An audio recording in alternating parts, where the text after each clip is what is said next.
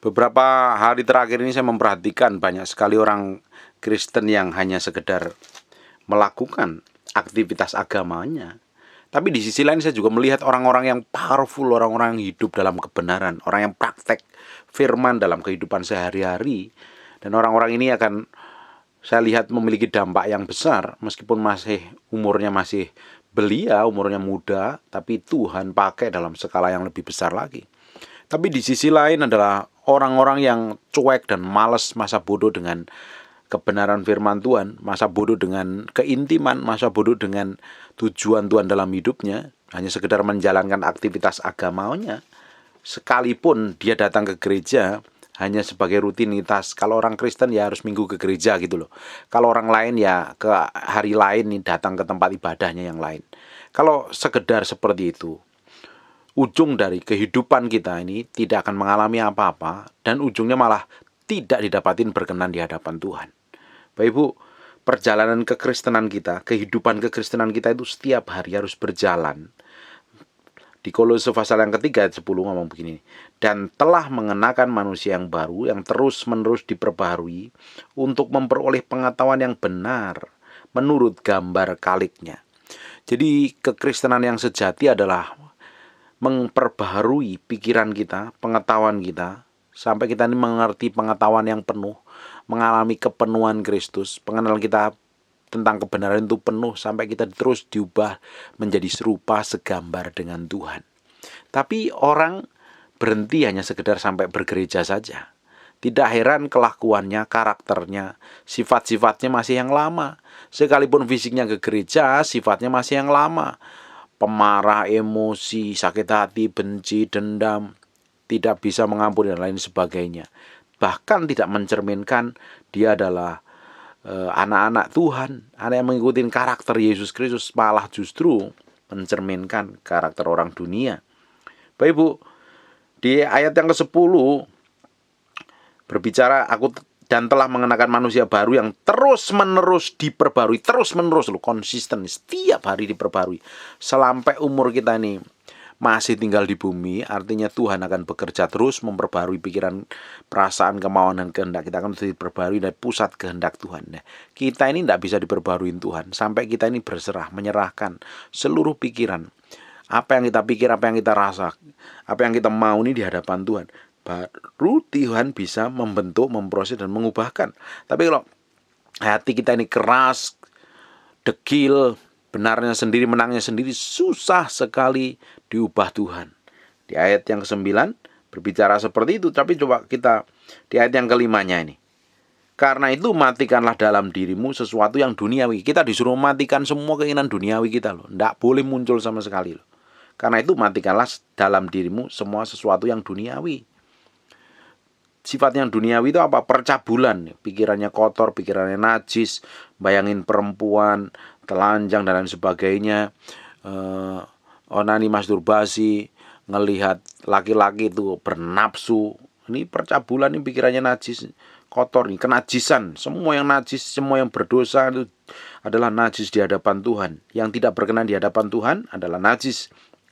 Hawa nafsu berbicara bisa seksualnya begitu menggebu-gebu, liar, dan imajinasinya liar, tak terkontrol, tidak terkendalikan. Bisa juga hawa nafsu akan keserakahan, tamak akan uang.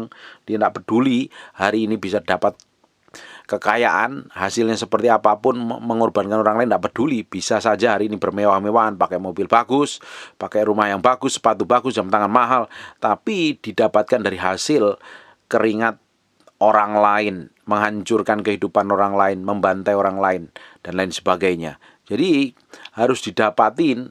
Kalau kita ini dapat dipercaya berkat Tuhan, artinya benar-benar berkat Tuhan yang murni, bukan karena keserakan kita, ketamaan kita dengan tipu daya begitu rupa untuk kepentingan kita sendiri yang utamakan dan orang lain jadi korbannya. Itu udah jahat di mata Tuhan.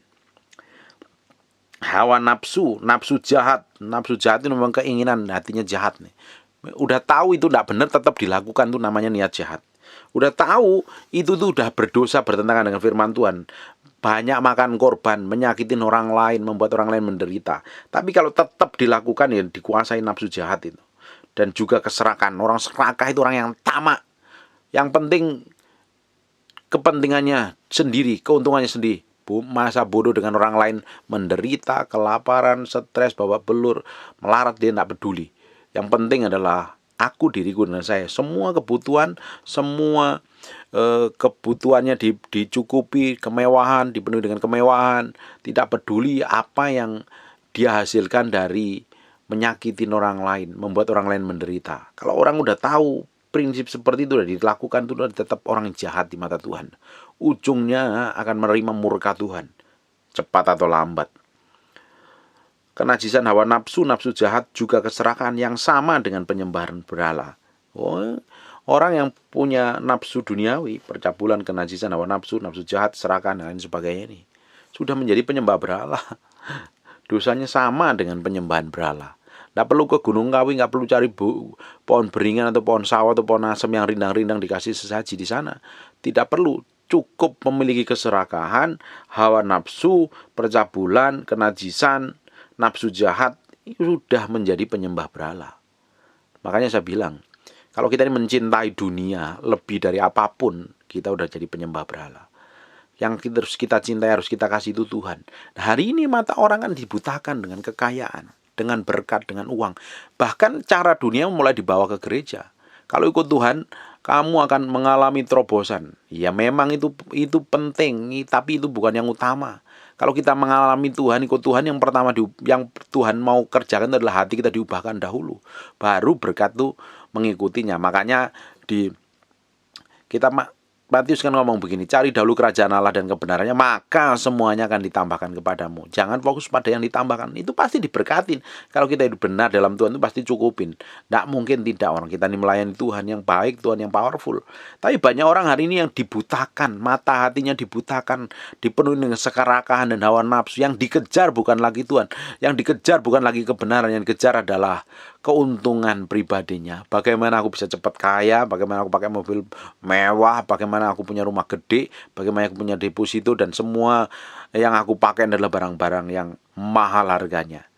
Akhirnya kalau fokusnya seperti itu, ujung dari hidup kita akan ditolak Tuhan. Cepat atau lambat murka Tuhan akan datang. Tinggal nunggu saja cawannya. Ketika didapatin cawan murka Tuhan itu udah penuh, murka Tuhan akan nyata, begitu real dan nyata.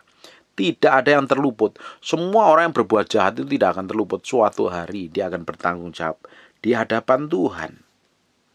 Ayat yang ke-6, semuanya itu mendatangkan murka Allah atas orang-orang durhaka. Simple. Kenapa kok orang hari ini masih melakukan kejahatan, berpikir jahat, berkelakuan jahat, karakternya buruk, dan kenapa kok mereka masih aman-aman saja? Pada titik tertentu ketika murka Tuhan itu sudah genap, cawan murka Tuhan sudah genap, tinggal disapu bersih saja. Makanya hidup kita itu harus disesuaikan, diselaraskan dengan kepentingan Tuhan. Tapi kalau kita ini berjalan dengan kepentingan Tuhan, dengan mau Tuhan, ujungnya kita akan didapati menjadi orang yang berkenan di hadapan Tuhan. Orang-orang cabul, orang-orang yang penuh najis, hawa nafsu, serakah, ini tinggal tunggu waktunya. Ketika cawan murka Tuhan penuh, murka Tuhan akan menghantam mereka, akan menghajar mereka. Kalau bertobat dipulihkan, kalau tidak ujungnya kan lebih mengerikan lagi. Ayat yang ke-7, dan kamu juga melakukan hal yang itu ketika kamu hidup di dalamnya. Kalau kita ini dulu melakukan hal seperti itu ketika di dalam Kristus, ya kita nggak melakukan lagi. Harus kita ambil komitmen di dalam Tuhan. Tapi sekarang buanglah semua, yakni marah, geram, kejahatan, fitnah, kata-kata kotor yang keluar dari mulutmu. Kita harus membersihkan yang di dalam ini supaya manifestasi kuasa Tuhan itu melimpah. Dan ujungnya kita dipakai Tuhan dan diberkati Tuhan secara luar biasa.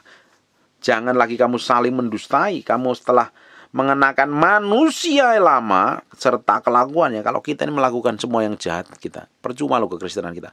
Kamu bisa datang ke gereja jerat-jerit, puasa, jempalitan, doanya tengkurap, telentang, berdiri, jongkok, dan lain sebagainya. Tuhan tidak akan dapatin berkenan. Ujungnya malah akan dibuang ke tempat lautan api yang belerang. Kita harusnya terus dibawa menjadi serupa segambar dengan Tuhan. Itu yang penting dahulu. Ketika Tuhan pulihkan hidupmu, pelan-pelan jiwamu juga dipulihkan. Kita harus berpikir ke sana, jangan pikir menjadi orang yang penuh serakah untuk kepentingannya sendiri, maunya sendiri, dan orang lain jadi korbannya. Kalau udah seperti itu, berharap dipakai Tuhan, berharap diurapin Tuhan, sampai gigit jari, sampai puntung pun tidak akan terjadi breakthrough dan terobosan. Tuhan tidak akan berkenan di hadapannya. Bapak Ibu, akhir zaman ini akhir kehidupan kita yang harus kita dedikasikan untuk Tuhan. Karena sepanjang bulan kita udah menyelesaikan untuk Tuhan, dan kita mau lakukan yang terbaik dari hari ke hari untuk menyelesaikan untuk Tuhan. Saya percaya kita adalah orang-orang yang didapatin menjadi orang yang berkenan di hadapan Tuhan.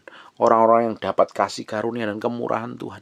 Hidup kita akan jadi dampak besar kalau karakter yang di dalam ini diubah. Karakter, kelakuan, sifat yang tidak benar nih harus dirubah. Diperhadapkan di hadapan Tuhan, Tuhan sendiri yang akan beracara. Banyak orang Kristen ngaku Kristen tapi mulutnya jahat sekali, kelakuannya tidak mencerminkan Tuhan. Ini menjadi batu sandungan. Orang-orang model begini, meskipun kamu 10 hari ke gereja, tapi kalau karaktermu tidak berubah, sikapmu buruk dan kelakuanmu jelek, menjadi batu sandungan. Jangan berharap engkau ketemu Tuhan suatu hari.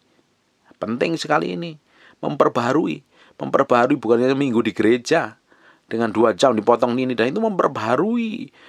Karena ada Tuhan, kita izinkan Tuhan berkarya, kita izinkan Tuhan berkuasa, mengubah hati kita yang di dalam ini. Karena pada dasarnya, semua sifat manusia itu busuk adanya. Karena ada Yesus diperbarui, makanya hidup kita harus selaras berjalan seperti yang Tuhan mau. Bapak Ibu, jangan berhenti sampai engkau datang ke gereja dan tidak dapat apa-apa, tidak melakukan apa-apa. Karena seringkali saya temuin orang yang ngakunya Kristen dan pakai kalung salib, hidupnya tuh horor. Hidupnya itu angkuh, arogannya bukan main, maunya menang sendiri, tidak mencerminkan kehidupan bersama Yesus Kristus. Harusnya kita yang sudah melahir baru, kehidupan kita, tingkah laku, cara kita bersikap, cara kita mengambil keputusan harus sesuai dengan kebenaran firman Tuhan. Harus penting itu. Kalau tidak, ujung dari hidupmu akan dibuang Tuhan. Itu sia-sia belaka, mengerikan sekali. Dan saya berdoa kita harus mengerti, terus dibawa tarik, diubah menjadi serupa segambar dengan Tuhan. Karakter, kelakuan, sifatnya harus sesuai dengan kebenaran firman Tuhan. Saya berdoa, Tuhan campur tangan atas hidupmu, Tuhan ubahkan hidupmu, dan Tuhan mulai lakukan hal yang ajaib hidupmu. Amin. God bless you.